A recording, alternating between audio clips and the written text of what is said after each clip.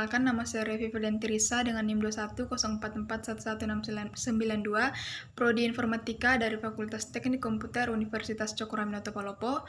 Di sini saya akan membahas tentang TCP/IP, dan yang akan kita bahas ada sejarah dan pengertian, fungsi dan layar, cara kerja, dan kelebihan dan kekurangan.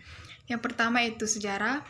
Sejarah TCP/IP dimulai dari lahirnya ARPANET, yaitu jaringan paket switching digital yang didanai oleh DARPA atau Defense Advanced Research Project Agency pada tahun 1969. Sementara itu, ARPANET terus bertambah besar sehingga protokol yang digunakan pada waktu itu tidak mampu lagi menampung jumlah node yang semakin banyak. Oleh karena itu, DARPA mendanai pembuatan protokol komunikasi yang lebih umum, yakni TCP/IP. Ia diadopsi menjadi standar ARPANET pada tahun 1983. Yang kedua, pengertian. TCP/IP atau kepanjangan dari Transmission Control Protocol Internet Protocol. Pengertian TCP/IP ini tidak bisa lepas dari fakta bahwa ada dua jenis protokol yang digunakan pada jaringan ini, yaitu protokol TCP dan protokol IP. Pengertian TCP/IP adalah suatu standar komunikasi yang dapat digunakan untuk bertukar data antar komputer oleh suatu komunitas yang tergabung melalui jaringan.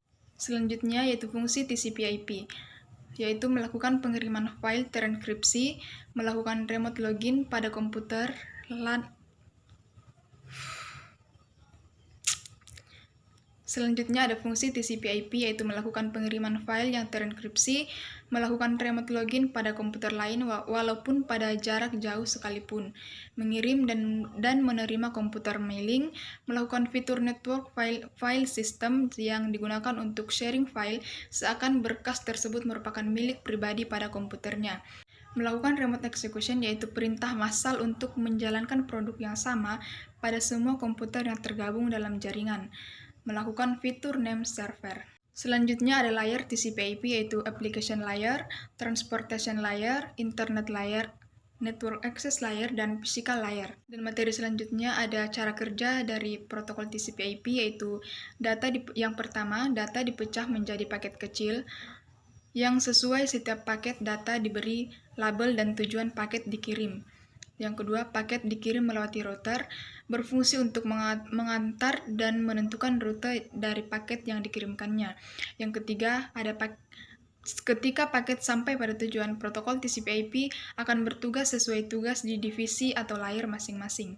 Selanjutnya ada kelebihan dan kekurangan dari TCP/IP. Yang pertama, kelebihan, tingkat keandalan yang tinggi dalam interkoneksi pengguna jaringan klien server, jaringan P2P, serta di LAN dan WAN, berhasil digunakan oleh organisasi swasta dan publik dan di lingkungan perumahan dan domestik, kompatibel dengan alat analisis kinerja jaringan standar, seperangkat protokol multi-platform sehingga kompatibel dengan sebagian besar sistem operasi dan perangkat lunak lain di pasar dunia.